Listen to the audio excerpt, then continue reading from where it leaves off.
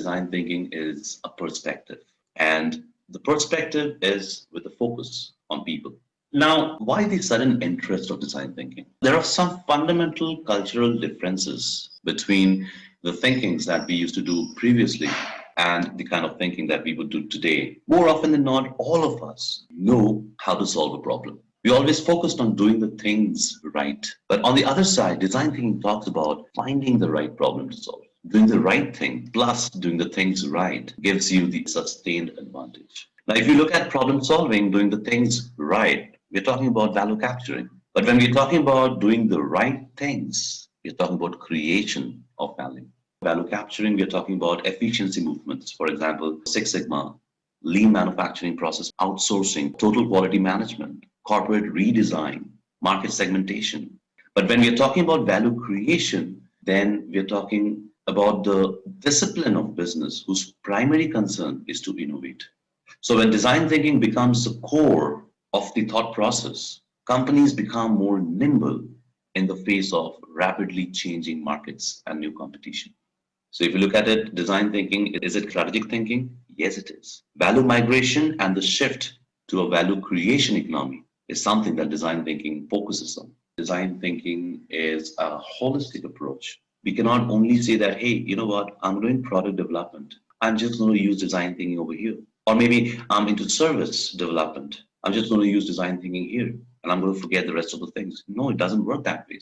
It's a culture. I'm going to show you one of the videos of IDEO wherein they redesigned an entire shopping cart.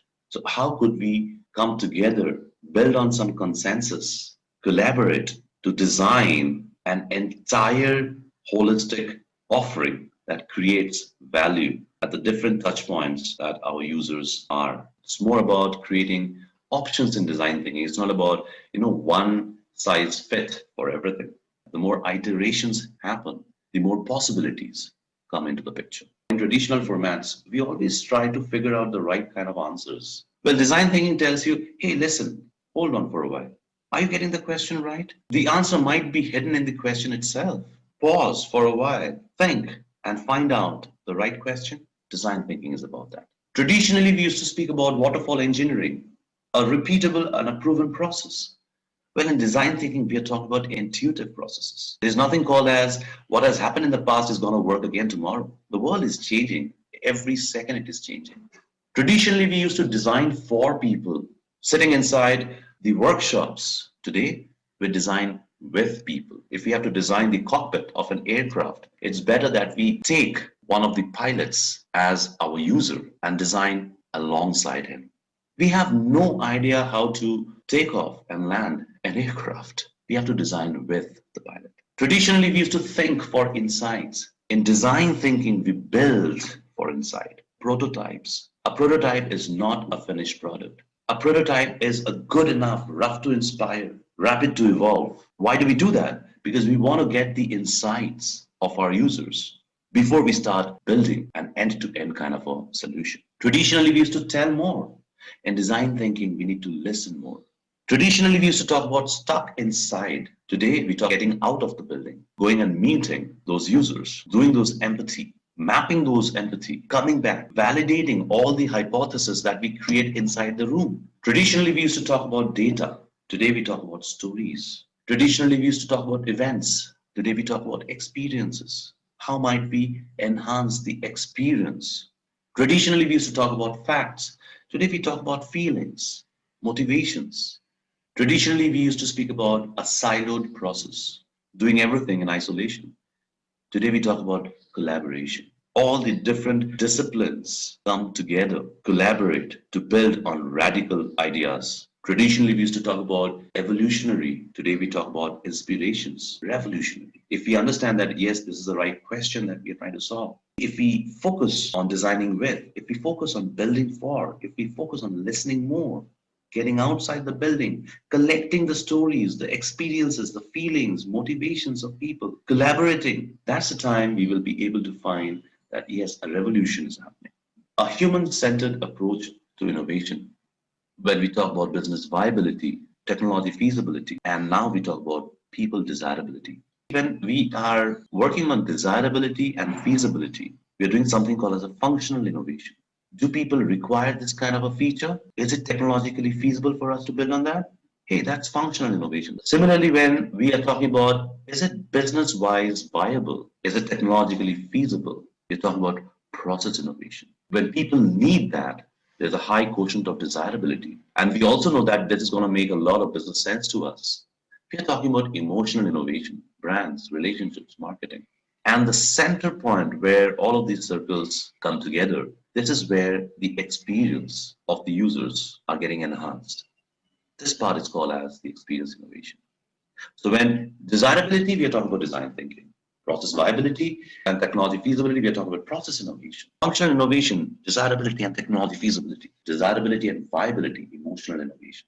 Tata Nano, immediately it comes in my mind. The motivation of building the Nano was really very inspiring. Ratan Tata saw a small family on a rainy day and he said that I'm going to change their life. Hey, he worked on desirability, he worked on feasibility. But many a times people come back and say, hey, Nano is a failure. Well, I'm nobody to say or comment on that. But what I can understand from this entire chart is maybe they did not work on the business viability part of it. The process innovation wasn't there.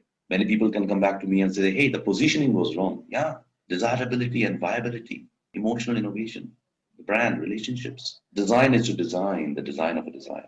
The first design is a noun, of course, which means a general concept or a policy. But what is the activity? The activity is also to design. What should we design? The plan or the intention, hence the finished outcome. It's an iterative process. And if you look at it, it's kind of iterations that keeps on happening. 5 steps of design thinking are empathy, understanding people. That's where the human centricity comes into the picture. Once you have empathized with people, once you have understood their needs, and along with the needs, we also understand their insights. That's the time we will be able to find the problem. We get into defining our problem. We start taking the point of view. Once we define the problem, that's the time we get on to building the solution, which is ideation. Once we have the ideation in process, again, we get into the testing part of it. If we feel that the idea is not working, can we go back to empathy? Of course, yes. Can we go back and relook at the problem statement? Yes, we can. And that's the reason why it's iterative. And once we test the idea, we quickly build on something which we can share with our users and take their first-hand motivations, feedback, and capture what works, what ideas they are giving us so that we can develop more, the impediments that they have, the challenges that they have. So empathy, define, ideate, prototype, and test. The entire literature that we have is from Stanford University. This is how they have defined design thinking. We will deep dive into each and everything, interviews, shadowing, seek to understand, non-judgmental, various tools of empathizing.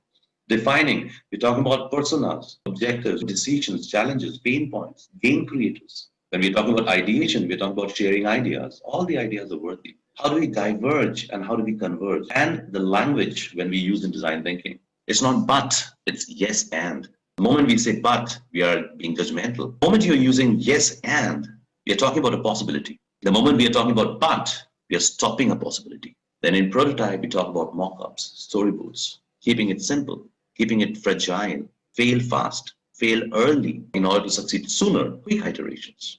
And then in the test phase, we talk about impediments, what works, role plays. And if I have to show you a more deeper picture of what design thinking is all about, inspiration, ideation, and implementation. So inspiration, we try and understand. How do we understand? We observe. When we are observing and understanding, that's the time we will be able to create some point of views. When we are creating the point of views, that's the time we will be able to understand what ideas can be built on. When we have the ideation in place, we quickly build, not to sell, but to learn. Once the prototype is ready and we feel that, yes, the test card that we have created makes a lot of sense, we go out and test. We take the feedback. And once we have done rapid testing, we build on the story. Storytelling, that's the time we go on to piloting. Once the piloting is done, it's time for a business model innovation. So if you look at these 3 points are inspirations. These 3 points are ideation process. And these 3 points are implementation. And all of these things are linked to each other. So the moment we are doing a business model innovation and we feel that this is not working, can we go back? Yes. Can we go back? Yes. And we go back, and we can go back anywhere. We can go back anywhere. For example, we are in point of view. We understand that it's not working. Can we go back? Yes. This is the beauty of the design thinking process. Inspirations, ideations, implementations. So with that, this is the first understanding of design thinking overarchingly. In the next video, we will go and deep dive and understand the tools which is required to be the design thinkers of the future.